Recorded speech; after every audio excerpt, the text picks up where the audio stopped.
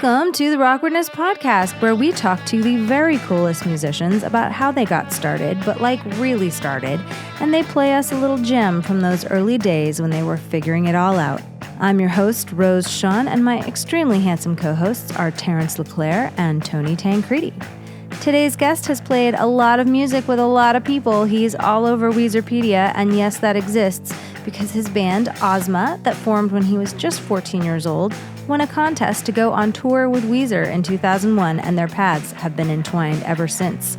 They also played the Warped Tour, as well as touring with Nada Surf and Rilo Kiley. Our guest is Daniel Brummel, and his musical achievements go so far beyond Ozma. He's toured Europe with a whole host of projects, including Ezra Buchla, Spain, and the May She, as well as putting out a solo folk album and 2 other records with his band Sanglorians. Sounds like a lot, right? Well, it turns out he's not even done. We're going to talk about a 7-year-old's nostalgia, technically sharing a drummer with Van Halen, fun facts about Pasadena, and the power of the pre-MySpace internet. You've heard of a sacred chord, but what about a ghost frequency? Stay tuned to hear about the spooky and sweet energy surrounding his grandmother's piano. Let's get into the rich musical history of Daniel Brummel. Apparently the 110 used to be Wrigley, or whoever lived up there, was his private road to go downtown. Oh, wow. Sure, yeah. Something like that, right? Yeah. The Wrigley right? Mansion is still there where they do the Tournament of Roses. Yeah. Now they're on Orange Grove. Yep. Yeah. Wow. And it's just like, yeah, so like they made the 110 into a freeway. They're like, hey, this street's a good idea. Can other people ride on it too? Can other people use And they're it? like, okay. And it became Please. like the first highway, apparently. First Wow. freeway in the United States, from what I understand. Yeah. That's crazy. Still looks like it's, the 1920s. Yeah. I have to use it all the time because I live in Highland Park adjacent, and, everybody complains about, like, the stopping on the on-ramp thing. Oh, you just have to fire off. It's kind of scary. It No, is it's wild. terrifying. I think Yeah. it was like meant for dune buggies, or no, like Yeah. horse buggies. There's all sorts of Dune stories like, did they purposefully make it that curvy so that you had to slow down? One of my friends, Robert Peterson, has a great podcast about the history of Pasadena. He'd be Oh my God. good one to consult on Hell that. yeah. I don't know the history of the 110, but he probably would. That's cool. What's that Oh, that's podcast cool. called? I'm not sure. Hidden History of Pasadena, something Sweet. like this. Cool, I'm gonna I check it forget out. the That exact sounds name, but interesting. Robert man. Peterson, he's fantastic. Could have called it Podcast Adina. Podcast Adina. Yeah. Well, we'll put it in the show notes. Show notes. Pretty sure it's not called Podcast Adina, but Yeah. hi, Welcome, Daniel. Daniel. Hey Welcome there. to Awkwardness. Thanks for having me. Yeah, thanks for coming. I'm really excited. I see these notebooks in front of you. We love a visual aid. You should see my garage floor right now. It's just Nice. a beautiful mind style. Oh, yeah. Spread Love it, out, 'cause I was yes. looking for these. I couldn't find what I wanted to find, but I found it. Wandering Thoughts, my 4th grade. This was Pasadena Alternative School. This was our class book where it has some of my poems in there. So Oh, no. happy to bring it over. Nice. Yep. So it's like a little kind of literary magazine or something. Exactly, Oh, yeah. neat. That's and then cool. And then the other one says Daniel's Music. Yeah, that was a bit later, when I, got my first computer when I was 10 or 11, started typing out lyrics and chord Nice. charts and Nice. things. So lots to go into. oh, type. All right. Well, okay. So let's start with, I guess, like what got an instrument in your hands in the first place, or whatever you think the beginning of music was for you. Yeah, I mean, my parents would say I was singing just from as long as they could remember when I was 2 or 3 years old, always making up songs and everything. But I think sort of my first structured musical training, I mean, there was always a piano in the house, in the living room. In kindergarten, my mom put me in piano lessons with Pauline Moore, who was the first grade teacher at the time. So she would take me home from kindergarten every day to her place. I remember this big red, we used to call them the mama vans, a VW van. And we'd go back to her place and work on beginning piano stuff. And even at that age, she was always encouraging me to compose and write songs. And I remember seeing one of her pieces called Darkness that was notated out on the staff and everything. And I remember this kind of existentialist thought in my mind of, how can I write? Isn't it so that every possible piece of music has already been written? Like there can't be that many combinations, So- Yeah.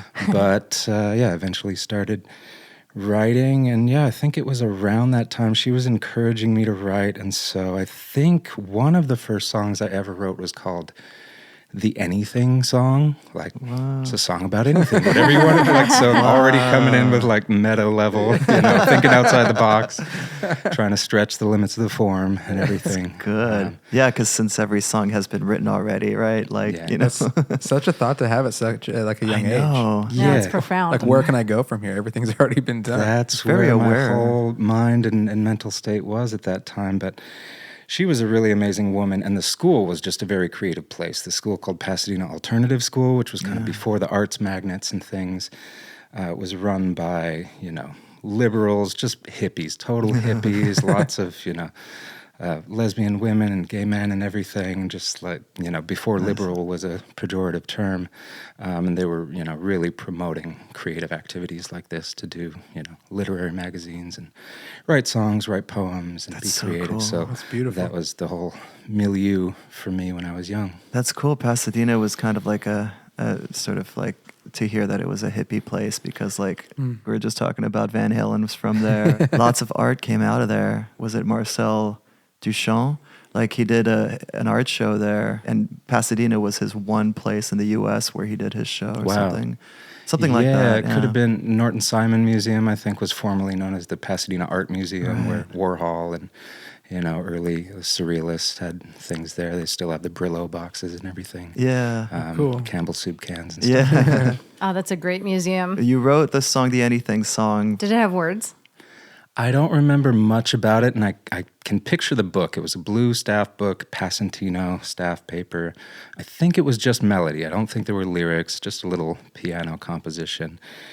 And, my parents were artistic and everything, still are. My father was a filmmaker.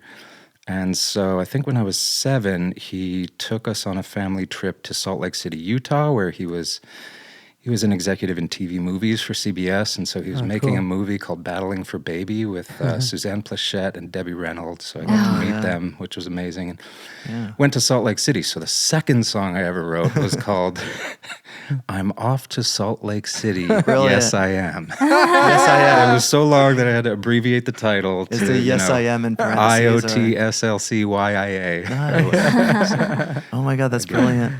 I'm 'Cause, off to Salt Lake City. Yes, I It's am. just the mind of a 7-year-old. Listen, Yeah. you write what you 7. know. Exactly. Yeah. Yeah. That's so cool that you had like the instinct that you're like, I'm going to be a songwriter, so I better get started. I better start doing this stuff. Yeah, I didn't even have to think about it. It was just Yeah. who I am, Yeah. I think that's something that's interesting though too about especially like being like a smaller child. It's you're not necessarily overthinking the activity of it. You're just like, oh yeah, well like you're not thinking about whether or not you can draw, you just draw. Yeah. So, I mean, if you're taking piano lessons, it's like, well, I play piano. Yeah, why not? And I love that. I love that kind of lack of obstacle, you know. I've got 2 kids now, and my 3-year-old, Laura, just jumps into the painting. She's I always, love that. Daddy, print me out a coloring page. I'm going for it, Print me out one of you and one of Mom, and I'm going to color all over your faces.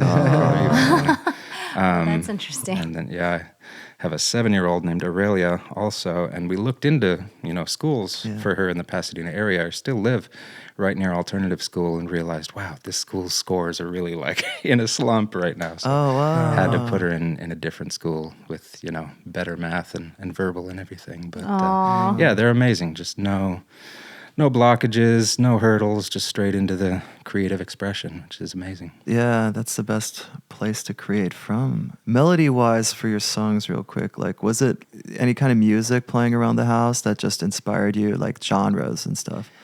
Yeah, I mean, my dad is a musician, and I mean, more of an amateur, but he wrote songs. He played a bit of guitar, he played some organ. I've thought a lot about him, and I kind of want to, research his history in music, and I'm kind of working on some projects, some writing related to him and his love for music and how that, filters through me and my love for music, but... hippies just, I feel like so connected to the late 60s through him because he was born in 47, my mom was born in 51. And so they really just hit prime time, Summer of Love, 67. Yeah. And so it was all Dylan, Bob Dylan and the Beatles growing up, I think really so much great stuff. My dad's record collection is out of control, like just hoarding in the garage, and it was overflowing to different rooms in the house.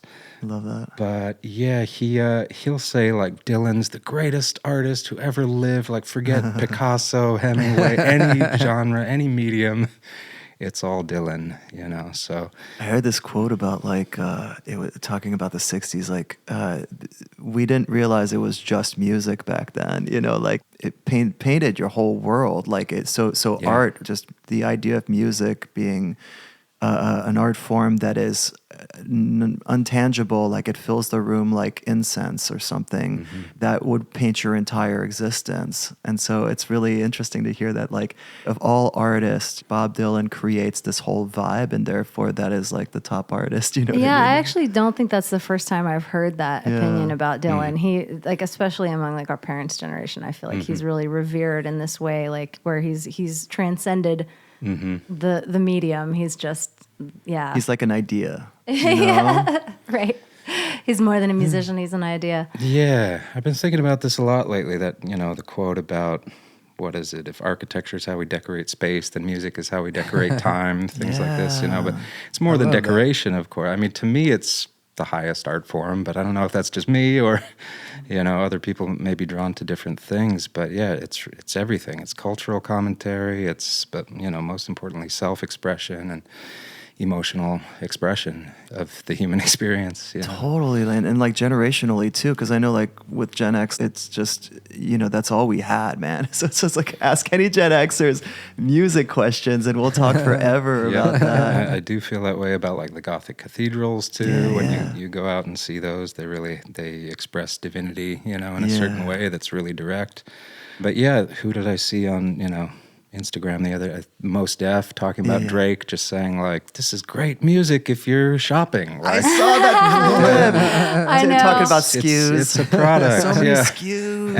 And that's the issue, is that it's really devalued these days in terms of what it can do as a medium, What it inspires you to do. Well, I mean, it felt like it was sort of like a little bit of a diss on, I guess, like the accessibility of that music. But in, Drake's defense, not that he needs me to defend him, but, it's like, just because they're playing it at Target doesn't mean he didn't spend a lot of time and energy and, love and whatever, like True. making that music. Yeah. So the fact that it's being played while people check out, their toilet paper or whatever, like that doesn't actually devalue the music itself. So you were playing piano, but like, when did a guitar come into your life? Christmas morning when I was 10 years old. Do you remember what kind it was? Yeah, I still have it. I've like long since painted over it and given it a new paint job and everything. It's just like a cheap Spanish classical guitar. Nice. Love those. I think it was Castillo brand or something. Nice. Probably made in Spain, but didn't have very good intonation. I think it was a couple years after that I got the Red Squire Stratocaster. Yeah, Of course. Squire. Kicked it into shape, and then a P bass after that one. Also Squire? Also a Squire. Yes, Nice. love Squires. We Those talk Squire about- P basses really hit though. They're decent. They're Yeah. great. They're We great. talk a lot about Squires on the show. Was it a starter pack or just individual? Yeah, the amp was included. Yeah. Gig bag. All They of it, always yeah. are. Love those. So that first classical guitar, was that something you had asked for Christmas? No, I only did piano lessons for a couple of years, and then I think my dad kind of saw me coming in and out of that whole vibe and decided this might be the instrument for him. And I think it kind of was. It clicked. But Nice. I went on to study all the instruments, anything that can make a sound, I'll try and do something musical on. Were you listening to rock more at that point, like your own music kind of tastes? What was it? I think after Dylan, I remember doing Dylan like at school where you had to like do a biography of someone, and Oh, I brought in the instrument to play Blowing in the Wind or whatever. Wait, you pointed at the, Wandering Thoughts. Is there something in there, like real quick, you want to read, or? In a minute. Okay. But yeah, you asked about bands. And so, after Dylan, of course, it was the Beatles. And then I remember being really deep into them. The Beach Boys a little bit. Just the melodic stuff. What albums, real quick? Beatles, I remember being really into when the anthologies came out, the second anthology that kind of had the, you know, when Lennon is in his Dylan period doing I'm Only Sleeping and stuff like that with the reverse guitar solo, that stuff really blew my mind. And Yes It Is, that song, and the song called Girl. Yeah. And, you know, when Jeff Lynne was producing up the Free as a Bird and Real Love, those anthologies kind of got me deeply into them. But so, yeah, that mid-period stuff, I'll Get You is a great song, you know. It's Only Love, like the lesser-known mid-period stuff is what I really like from the Beatles. But then Smashing Pumpkins came out, Siamese Dream, and, you know, Nirvana, and L7, you know, Pearl Jam a little bit. Green Day was a big one, of course. And then, Weezer changed everything. Well, yeah, we're going to get into that. Yeah. With the guitar, it was more freeing. Were you making like kind of like crunchy rock sounds with it? Oh, yeah. Nice. Yeah, from the beginning. I remember like Breeders, you know, Last Splash, that record. What's the song? Summer is Ready When You Are. That had a great riff that I would play. All sorts of stuff, yeah. Amps are good. Yeah, straight to feedback from the beginning, you know. That's the fun stuff. Yeah. Oh, yeah. I mean, and especially like the era that was, I mean, you know, what else was anyone like in our age group at that time going to be doing? It was like, I mean, I know I would go straight to my guitar teacher and be like, Nirvana, I want to learn Nirvana. Yeah.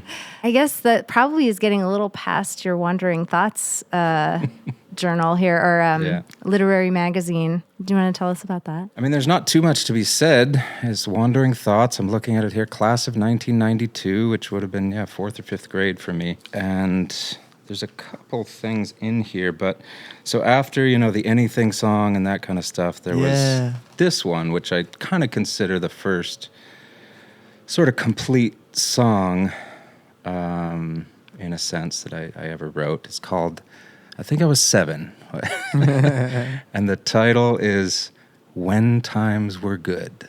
Right?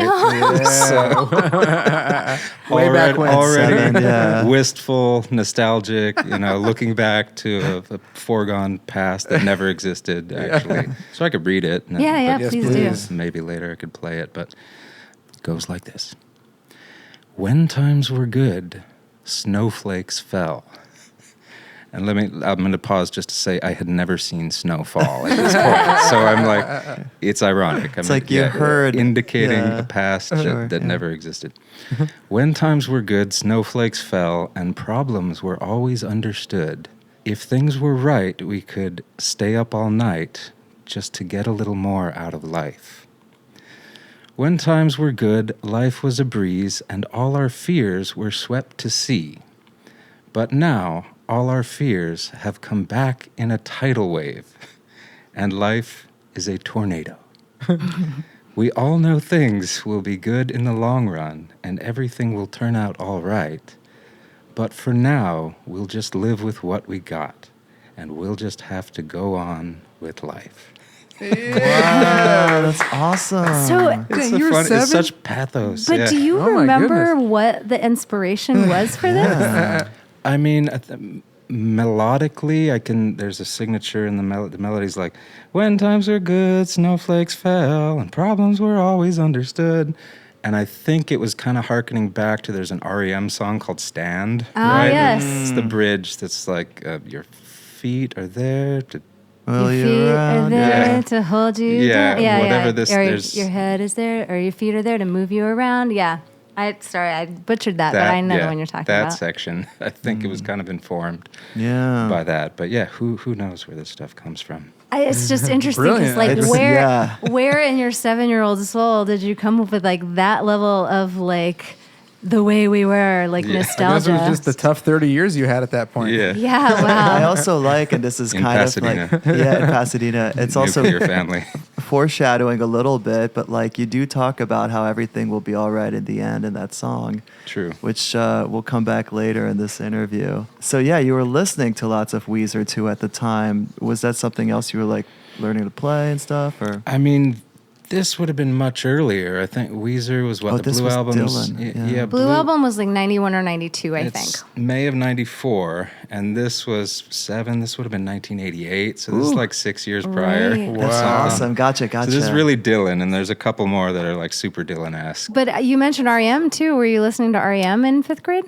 Yeah, I mean, all that 80s stuff is so good, you know, REM Flood, and like, I remember we had a trampoline in the backyard, you know, so we'd throw on CDs or whatever, and like, They Might Be Giants, And Birdhouse in They Your Might Be Soul, Giants, like oh my all God. that kind of stuff, you know, Tracy Chapman, Fast Car, so like, good. She Drives Me Crazy, Fine Young Cannibals, Yeah. like, this is the good stuff. Any Yeah, Pixies? period. Wait, Like- and you just go out on the Not trampoline and like yet. bounce around? Oh, yeah, for sure. Stan was the best tune. Yeah. That is the best, yeah. I also Gosh. I also loved They Might Be Giants as a kid, Yeah. and I mean it's funny because it's like they're not really a kid band, but they're like their music is so kid That friendly. one was, or like B-52's Yeah. Love Oh, Shack, you know, yeah, this yeah. real kind of, you know, not in a pejorative sense, but sort of cartoony. It's just so Yeah. colorful. Yeah. You know, and quirky. I think if there's the Chuck Klosterman book called the 90s, I think it's called. He goes a whole chapter on the word quirky, which was like something you were striving for back then, was to insert quirks into Yeah. your musical material or whatever. Totally. Yeah, So it was that kind of like a post. stuck with me. It's like a post-punk kind of like thing, you know. So just did you like- say you could play the full version of this? Yeah. When times were good, snowflakes fell, and problems were always understood. If things were right, we could stay up all night just to get a little more out of life. When times were good, life was a breeze, and all our fears were swept to sea. But now all our fears have come back in a tidal wave, and life is a tornado. We all know things will be good in the long run, and everything will turn out alright. But for now we'll just live with what we got, and we'll just have to go on with life. Yeah. Oh my God, it's so good. Yeah. Pretty silly. No, you know what's funny though? It's like you can really dignify a lot of lyrics with a good melody, and it's just like complete. I mean, it's completely changes the whole thing. Like that, it doesn't really sound like a 7-year-old wrote it anymore. You Not know? at all. Yeah, it made me think of the Birds, which were like an influence on REM, yeah. which is kind of like Yeah, amazing. Roger McGinn is amazing. You put music to it and you put guitar to it. Gosh, when did that happen? Like, so at 7 you wrote the words. I think I wrote this one on piano originally. Yeah. So, I mean, the chord progression is just something I came up with today, remembering the Yeah, melody. my But it's God. crazy how much you remember of these things. Like the melody is just, it's in your muscles. Your whole body has a memory. So it's like just in the Yeah. voice somewhere. And deep. who did you play this for? I mean, I remember playing it like on my grandmother's piano down in Torrance, and then, when the Wandering Thoughts book came up, the literary magazine, it was the obvious first choice for that. But I don't remember, playing it for too many people. It was more of a personal thing. That's awesome. So when did you get into playing for and with other people? I mean, my first group was with a friend of mine who lived up the street. Jess Painter was her name, Jessica Painter. And that was the house, Mar Vista, north of Washington, where they would have Van Halen parties in the backyard sometimes. That's wild. Just a huge backyard, wooden fences all around, and just ivy and stones. And I mean, imagine like, drunk Van Halen groupies passed out in the ivy and everything. Like it must have been a scene. Yeah, like wait, what year was this? And what? Well, I couldn't say, but I mean, it was her older brother, Opie, I believe was his name, was, like a sub drummer for Van Halen. So, but they were doing house parties in Pasadena back in the day. But so she had the garage, and Opie would come and jam with us. He was kind of our sub drummer too. So you shared a drummer with Van Halen, is what you're saying? I suppose in my As first you band. do in Pasadena. pretty rad. Yeah, it's a Pasadena thing. But that group was called Porcelain Dream, which was a complete rip from Smashing Pumpkins. Yeah. Siamese Dream, and they had a song called Porcelina also. Was it that kind of sound? Like, Kind of, yeah, we were doing Pumpkins covers and we had a couple originals. So, whatever I was writing a few years after When Times Were Good, we would have been playing. And yeah, Nirvana covers, Green Day, that kind of stuff. But Jess was a very poetic person. I mean, still is. And in searching for this stuff, I found a couple of her pieces as well. I would take her poems and set them to music. She was really into the beat generation, who to me are just tops as well. Yeah. So she was kind of my first muse or, really inspiring collaborator musically. And then it was a little later, I think when I was 14, I met the guys from Ozma and started playing with them. Yeah. Oh, wow. You guys started at 14 with Ozma. I was pretty young, yeah. I think it was September of 95. I think I was 14, if the math is right. And then, turned 15 pretty soon thereafter. And I met those guys on AOL. Right. Oh my God. Messenger, right? That's It was right. before AIM, but it was just when AOL had first hit, they're sending out CD-ROMs, Yeah. get a month free or whatever. So many hours, 80,000 hours. 600 hours. Yeah.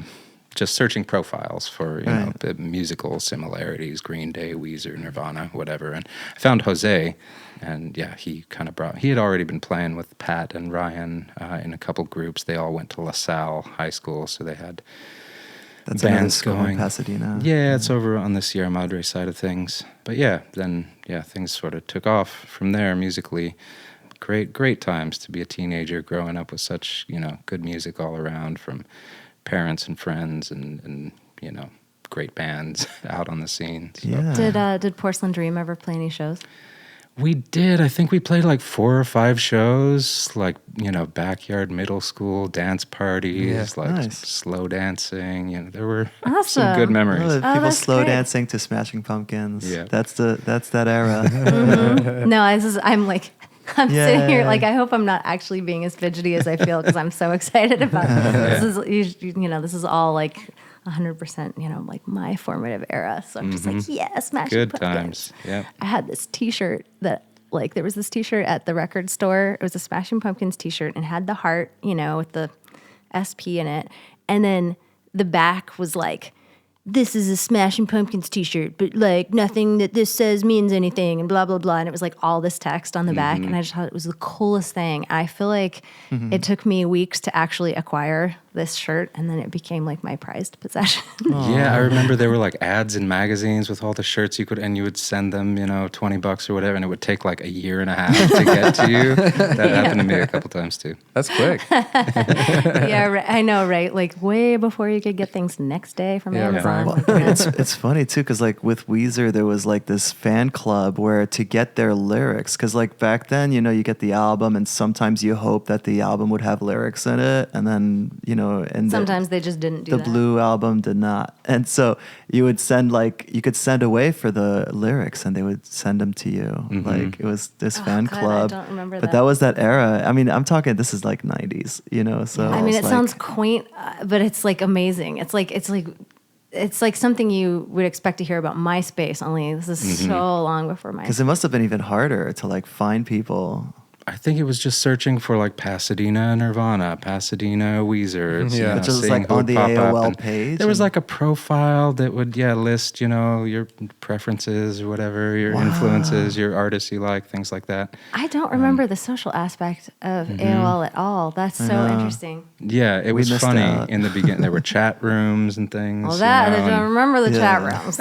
I remember all those from all the documentaries where people got taken from the Yeah, chat room. people got kidnapped. So you said your first rehearsal was September of 1995, and then were you guys let's just hang out and jam, or did they already have originals, or what? Yeah, I mean, they were a couple years older, Ryan and Jose, and so they were already writing, what we all considered to be at the time, good stuff, melodic stuff, interesting lyrics and everything. So, and that was, I was a couple years younger and kind of helped me to get into the practice of songwriting more regularly, to have that, project, that outlet with them. So, yeah, really grateful to them for kind of forging ahead the path for me. Yeah. So yeah, we were able to jump right in with, Ryan and Jose's original song, mainly Ryan's original songs and covers. We were doing Nirvana and Weezer and Green Day, all the good stuff. Fun. What places would you play? The spot back then where we did our first shows was called No Future Cafe, which I think, do you remember the spot? Have you been there? Gosh, where was it? In Pasadena? It was on the corner of Walnut and Hill, I believe. Oh. I think they still do shows. I mean, I remember in recent years. Walnut and Hill. Downtown? Taking students there like Old and Town. playing. No, Old Town, yeah. It's not exactly Old Town. It's kind of Yeah, easterly. like closer to the city college, right? Yes, exactly. Near PCC. It was a Pasadena Foursquare church, had like a rec room where it was the Right. greatest scene because it was all ages and they would yeah. have 3 or 4 bands play. It was a $4 to get in and then all the free iced mochas you could drink. So we were there like I think it was Thursday nights maybe. And everybody is just I like smoke it. caffeinated, just super excited. Peeking and wild. listening to shitty grunge bands like Oh. Ozma, Perfect. you know? Yeah. That love sounds it. amazing, actually. It was fun times. Yeah, that's what it was. And yeah, those all ages venues, you know, co-ops, these sorts of things. I mean, the Smell downtown, Right, yeah. of course, is a huge one. But yeah, those places are just invaluable. And yeah, we need to strike up more of them because pandemic closed so many venues. It's just, Yeah, music is well. in such a strange place right now. There really used to be a lot of very cool DIY venues in like the mid 2000s. I really miss that. I think Terrence and I actually met at the Unknown Theater. Do you Unknown remember that Theater. place? Right, yeah, where was that? Seward and Santa Monica. Chris Kovacs, all the crew, shout out to them. Yeah, that was Yeah, a cool I spot remember because that you one. would play on the set of whatever play was being put on at the time. That's really cool, actually. Yeah. And it was really clever sets too. Like some would look like a little village and some would look like an upside down room. You know? My friends played there one time. I don't even know what the play was, but it was really cool. It was it looked like like the rope bridges from an Indiana Jones kind of thing. It was like that yeah. sort of, and with the light shining through it. And then I can't remember if this is when I played or not, but it was just like a dorm room set.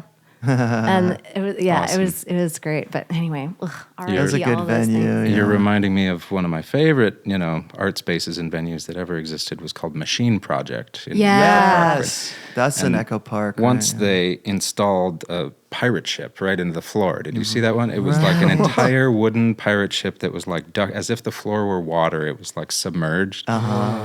And yeah, I got to play a solo set in there with the pirate ship. It was fantastic. Oh, They man. let That me sounds do a super interesting. did like a residency with them one time called Skylike Not Doings. That was intense. Like, they just went around, started giving all our friends residencies for a month at a time. As Mark Allen was Yeah. amazing, Oh, and shout out, Mark. Emily Lacey was over there. Yeah, it's a Emily great Lacey. scene.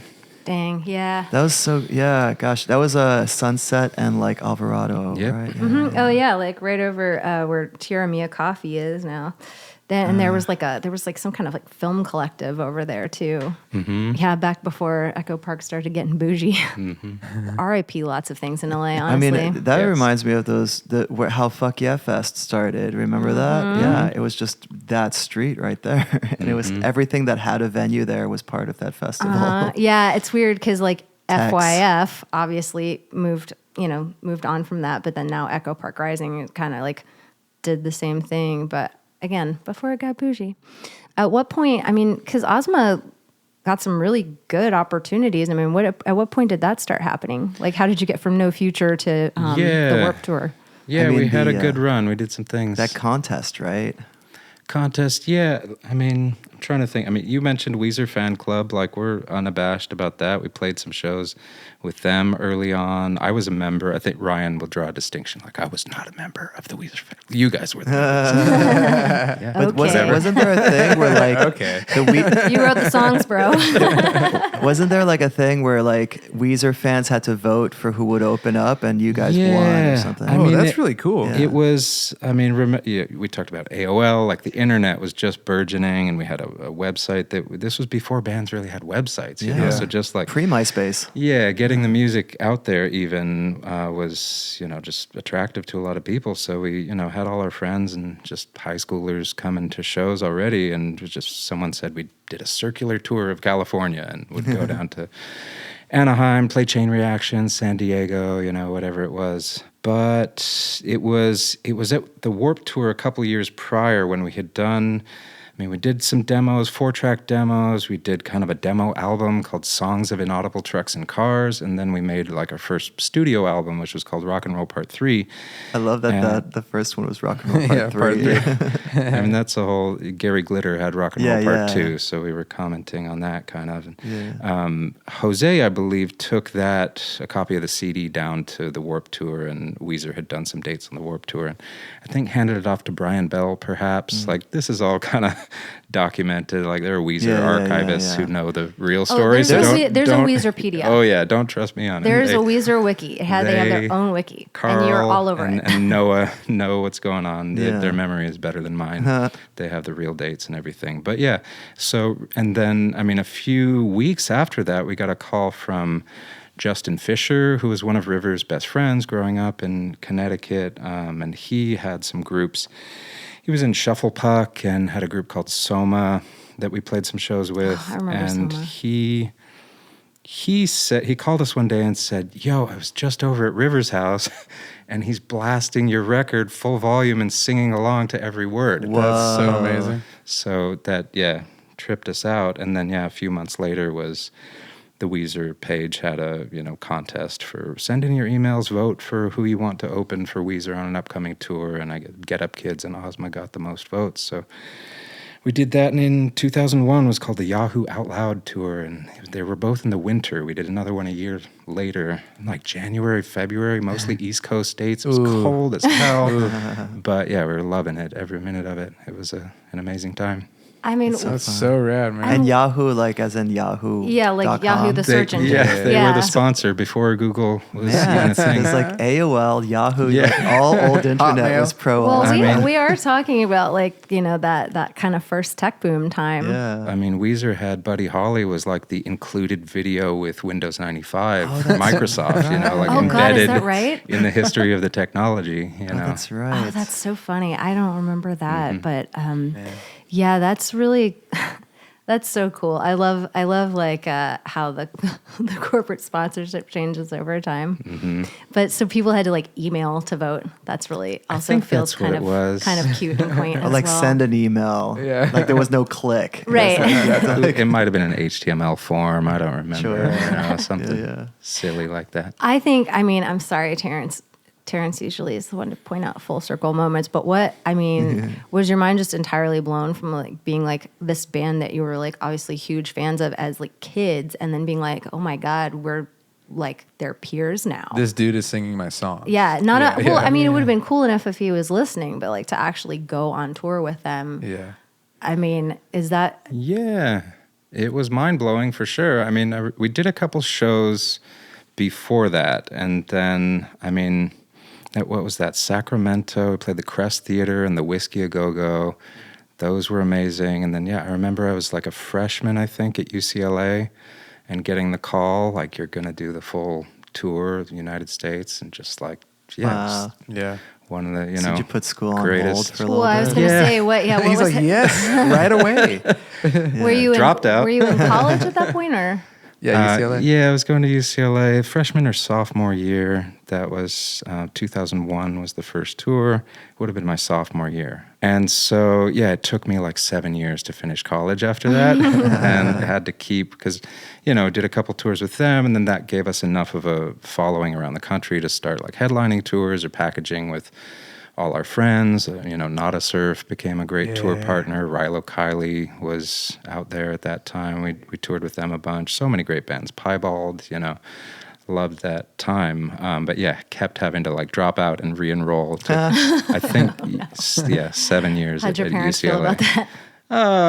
Not so stoked on that for sure. I mean, I think it was split perhaps between mom and dad. I think Like, dad you're was kind of gonna living vicariously finish, right? a little bit. Yeah. But they wanted to see me finish, but I did, and went on to do even more education after that. So believe in the power of education. Like, I really finished good, school, Mom and Dad. Yeah. Well, that's cool. That really is so cool, because it's like, what teen band doesn't fantasize about like, well, I mean, just like making it in any sense, but I think especially to have your opportunity come from like, somebody that you're already kind of like idolizing.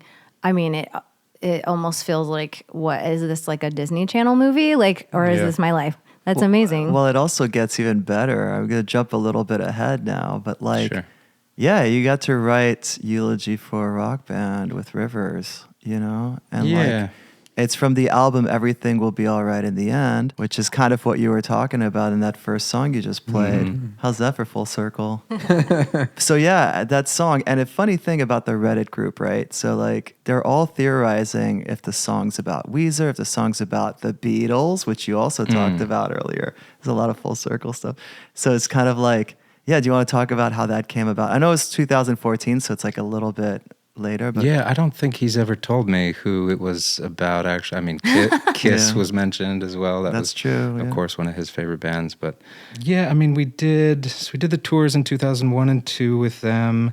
And then Ozma broke up from 2004 to Right. 2006. Like, there was a dark period in there. Yeah. It wasn't all fun and games, you know. I moved to New York for a while.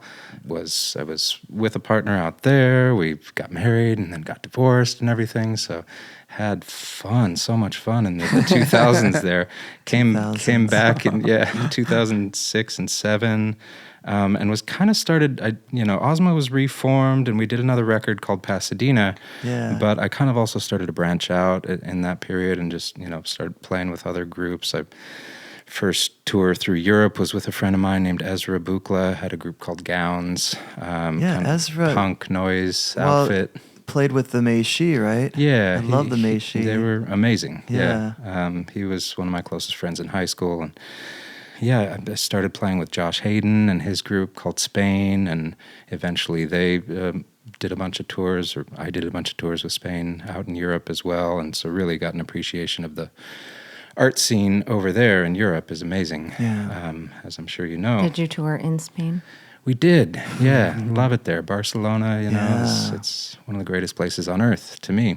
That's like a place where there's just music and art everywhere. Yeah, and the Moorish influence, the Islamic influence coming over North Africa and everything, it's intense. And the cathedrals, it's great over there. But yeah, where were we getting back to Weezer? I mean, it was like 2010. I jumped ahead because we were talking about Full Circle and like your hero, and then you eventually got to write a song with him. But there was a lot that happened before that. Yeah, I just wanted to touch on that crazy period. Well, I would actually like to talk more about that. That's we don't have to yada over that. I put out a solo record during that period called Speak Easy, which was intense. I was really getting into folk music. Ezra and I formed another group called Monstro in about 2003 with an amazing drummer named Corey Fogel and an amazing bass player named Laura Steenberg. And that's one of my favorite projects that I've ever participated in. Monstro? Monstro. Yeah. Ezra picked the band name, I'm sure. He was writing amazing songs around that time. They were up at Cal Arts, so I moved out there for a while. Things got really interesting. He turned me onto the Harry Smith Folk Anthology, which of course is what kind of Dylan couldn't have existed without Harry Smith putting that out in 52 on Smithsonian Folkways and with Moses Ash and everything. 6 discs of all these, 78 vinyl singles from the 1930s and everything. Cool. That, if you get a chance to look into Harry Smith, he's intense filmmaker as well, avant-garde artist, alchemist, philosopher. Like, he's from another planet. But yeah, it was 2010 or so, we got the call that Weezer's going out on a cruise and they want you to come along. And so, Ozma was cool at that point again. Yeah, so of course like with each other. We don't have to talk about the dark stuff. Got the band back together to go, set sail on the seas. And that was, I think what was that, 2012 and 2014. Yeah, who else was on that, like on the boat? That sounds so fun. They were so amazing. I'm not going to remember all the acts, but the Orwells were on one of them. There was a band called Yuck. Toro y Moi was on one of them. Wow. I mean, Yuck is fun. Like yeah, those guys. Dinosaur Jr. was a Oh, right, co-headliner. yeah. Like seeing Jay Mascis with like 3 full stack cabinets behind him On a boat. Like as On the we're boat, setting yeah. off and they're blowing the boat horn as well, and his like clean channel guitar is louder than the boat horn. So what's going on? Respect. I love okay, we had this dark time. Now we've gotten the band back together. I know. Let's be stuck on a ship together. Yes, Right. Just there's a few moments, Work stuff where out. it keeps getting amazing. It really gets perfect a couple times. That's a 3-day. Wait, how long was that cruise? Like your I forget. I want 5 or 6 days. Yeah. There's one Cozumel, Mexico. That was kind of nice to ride scooters around Cozumel. That's fun. With friends. And so in that process, Rivers kind of recruited me to play bass he was doing his solo project, and he has a whole like Japanese language project called Scott and Rivers as well with Scott Murphy from the band Alistair. And so I worked on those records a bit, kind of helped them produce those up. And that, kind of led to, hey, come in and do some writing sessions for Weezer or whatever. And so Ryan and I wrote several songs with him. I forget exactly how many, 8 or 10, I want to say. And that was the only one that made the record. But there were a couple other good ones. They wound up releasing it on Rivers had a website not too long ago, Mr. Rivers Neighborhood or something, where he would sell like packs of MP3s. So there's one called Weezma that you can download, which is like all the demos that we did with him. That's so cool. Yeah, that's really fun. It was fun time. It was kind of stressful, of course. Yeah. But I'm kind of curious more about this sort of like in between time, and you can go into the dark part as much as you want or not. But I mean, even as Ozmo was like apparently pretty active, you had like multiple other projects going on.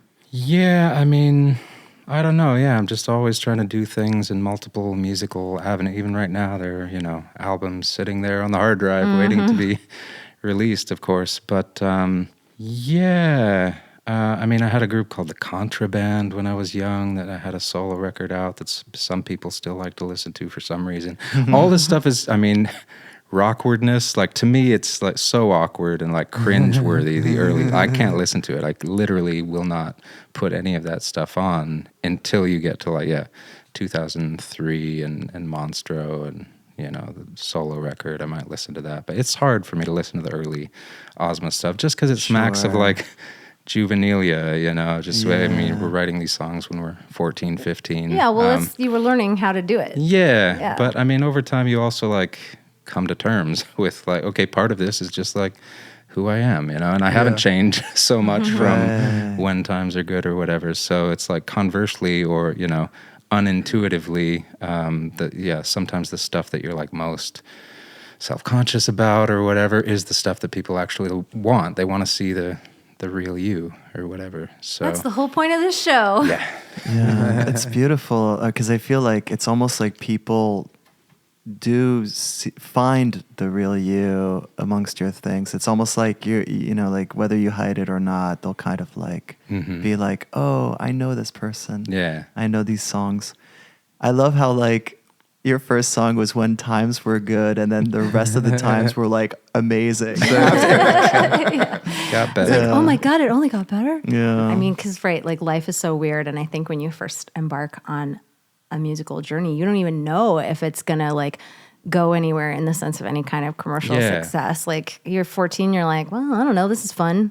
And we're kind of, you're playing fun gigs. It's this is great. And then, for it to continue to escalate, it's oh, okay. I mean, and but you kind of never know what the sort of, end of that journey is going to be. Where the ceiling is. Yeah, it never ends. Where the ceiling and is. It's cool that everybody was intent on being let's do this as a job. Yeah, it's the power of intention, and if my kids take anything from this or other young people, it's just setting an intention and not letting it go until you're there. And I mean, we would talk about that when we were how are we going to sound, or what are we going to play when we're opening for Weezer? That'll never happen. But it came true. But it came true because we were having fun. We were in a good place and really focused and just, enjoying music and enjoying expression and everything. So it's definitely all about intention. That's for sure. You said awesome. something. I read a piece of press about your solo record, Speakeasy, and I'm forgetting the specifics of it now, but it was something about the spirit of your grandmother and the piano or something like that. Yeah, this came up again recently when one of my dad's friends was over. Frank Stanford, asked about the piano. This was the piano that I learned on. It was in the living room growing up, and later moved out to the garage. So I had a lot of, fun nights out in my parents' garage playing on what was my grandmother Ramona, her piano, and I never met her. She died before I was born. And there was one key that was broken on this piano, the note F sharp below middle C.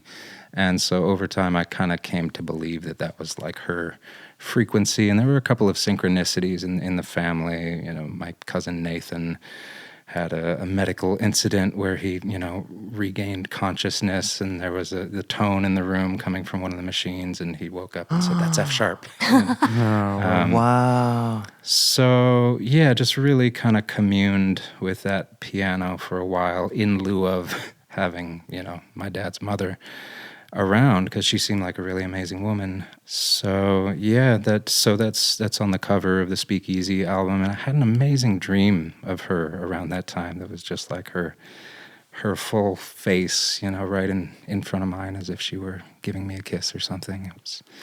It was nice to kind of get close to her through that. Beautiful. Oh, that is beautiful. God, that's so. It's like these different layers of meaning that like. I don't know, somebody listening might not know it, but I feel like they can feel it. I hope so, yeah. So Frank Stanford, when he was over recently, was like, you got to write a song. The song is called Ramona, and it's in the key of F sharp. Yeah. I haven't done it yet, but that'll probably be the next one. That's a great idea. At the very least, idea. it's a good little exercise. Yeah. We're obviously very glad that Ozma got back together, but you also have a band called Sanglorians. Mm-hmm. Yeah, I mean, that kind of formed in 2010 when, Ozma was in one of the periods where we weren't too active, but I still had a lot of songs I wanted to do. And so, it just kind of came about as a project that I could filter through any songs I wanted to. So we put out a record in 2013 and then worked on a follow-up. First record's called Initiation. Worked on the follow-up for many years, but it didn't come out until the pandemic hit. I was sort of like, now is the time. People need this music. So 2020, that came out, and there's a vinyl pressing that's being done now that should be out next year. A label in Bakersfield called Killer Kern Records is putting out that second record called Odalisque. That looks amazing. So I'm excited about that. And there's actually 2 records kind of, I wouldn't say in the can, but we've broken ground. We have the basic tracks for 2 future Sanglorians records now. Nice. So I feel as though I'm, looking forward to a period where I'm going to be more active and more expressive and just release more music, because it's hard, when you have high standards, you're perfectionist, you want it to sound good, you want people to like it. It's hard to know when to draw the line and put it out like a newspaper. Right. And then you also have like, a spouse and children and like alive. Ding, ding, ding. like things in your life that are not Jobby jobs. Yeah, right, exactly. Jobby jobs. What's that? I don't have one. But that's really, speaking of real quick though, like you teach kids music. I did a lot of teaching. I really enjoy teaching, really enjoy just kind of connecting with young people. I mean, so much of this is like a dialogue with your former self or your child self, I feel like, which is You're why pointing at the books. Yeah, it's such a great for those exercise to look at this past material and to just to give a young person that ability to express themselves through music or to identify as a musician, to have a positive association with music. That was a really, kind of powerful part of my work as an educator. And so I kind of wound up in more recent years, like on the other side of the desk, doing really, educational, like compliance work, administrative work, dealing with like state regulatory bodies and national accreditation bodies and stuff, which is almost like being, a lawyer for a school. California's Bureau for Private Post-Secondary Education and the National Association of Schools of Music. But that's, I feel like that's doing the same kind of work, but at a higher level, because you're getting schools accredited, which can then serve as institutions to bring people through and empower them with those skills over time. So it's also good work to do. No, it's still It's important. great. It's just not like the sexy part. Right. Yeah. Right. It's a grind. I think it's super but- sexy. Yeah. I mean, Thank you, So, Tony. well, it's not the part that's sexy for you, I guess. Yeah. True. It's, it's more of like the work part. Yeah. It's nice to get the chance to go on the road every once in a while, you know. Well, with Sanglorians, you're gonna go out again. I love seeing you guys. Like, can you speak a little bit about like what influenced the songs that you said you had songs that you wanted to do, but like they all kind of have this sort of almost like an Irish folk sort of feel. What's the story of that? I mean, that's more like the new stuff. If you look back to the beginning, I mean, the Sanglorians' first record, Initiation, is really I think the drummer called it the forgiveness rock record. You know, that was like me commenting on the dark period and just being in this really spiritual, mystical place. It was a complete experiment to like try and fuse sort of Eastern musical or mystical thought rather with power pop, which, you know, it worked in certain aspects and not in others, but it was a fun experiment. Yeah, Odalisque was kind of all over the shop. There's a song for my sister on it and a song for my wife on it. So a lot of just kind of writing about family, write what you know. But yeah, I've always loved always loved folk music from a lot of different cultures. But I got pretty deep into Celtic music, Irish, Scottish stuff, and I have some of that in my genes. So one of the upcoming records is all Celtic tunes, basically. Clancy Brothers, Tommy Makem, Luke Kelly, the Dubliners, all of the Pogues, Shane McGowan just passed. I know, shout out Shane. So, yeah, I just kind of wanted to have my piece in those songs and just kick that tradition down the field a bit too, Is that a Sanglorians record? It's a Sanglorians record that's hopefully going to be out this year. Ooh. I hope. Yeah, we'll see. Is there anything from that record you might want to play for us? I'm racking my brain to see if there's... I mean, it's all covers, so it's folk stuff. Oh, yeah, play us something of yours. Yeah, maybe one of the originals ties more into kind of the... Yeah, let's do that. The family vibe that I mentioned on the Odalisque record. And yeah, I think, Terrence, you had mentioned the most recent song that I've written, so... That's the one I was kind of thinking of playing. That sounds great. It's called Trip Around the Sun. Sweet. Oh.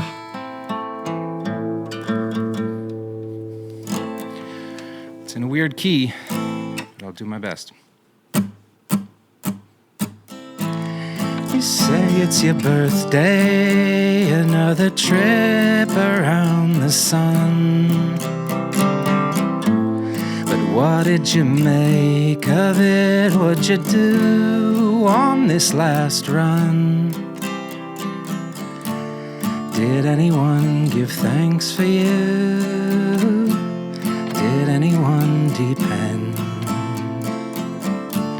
Did anyone look up to you as they learned to raise their head and say a little relief's a big relief?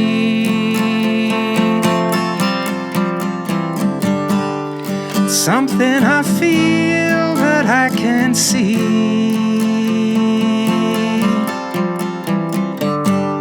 It helps me to hold my head up longer than I think I can, even when I don't understand the where or the why.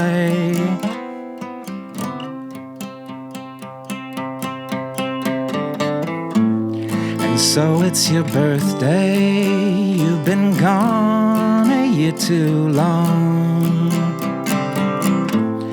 It's time to come home now, come back and kiss your mom.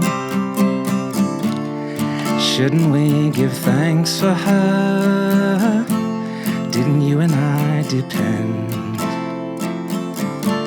Didn't you and I look up to her as we learned to raise our heads and say a little relief's a big relief? It's something I feel but I can't see. It helps me to hold my head up longer than I think I can, even when I don't understand the where or the why.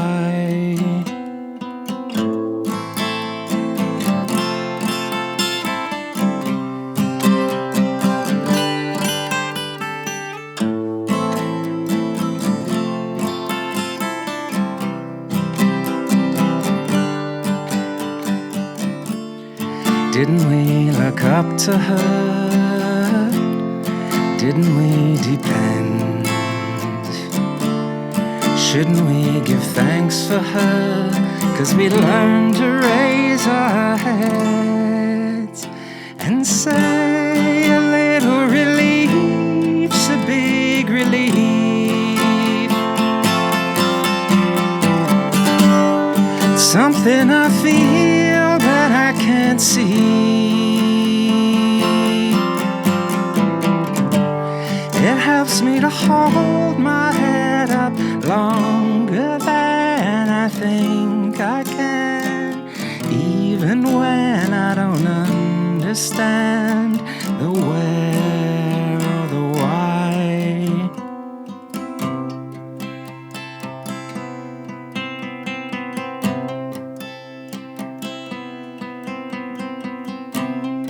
Something like that.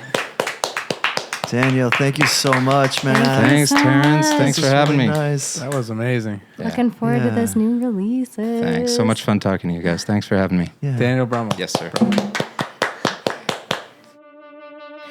Well, guys, we covered a lot. These are going to be the longest show notes we've ever had, but possibly the most rewarding. We will definitely include photos of the Wandering Thoughts and Daniel's music notebooks on our socials. You've just heard a lot about upcoming releases, so here's the latest. Sanglorian's 2020 album Odalisque has a special vinyl release coming June 8th, which just happens to be my birthday, from Killer Curran Records.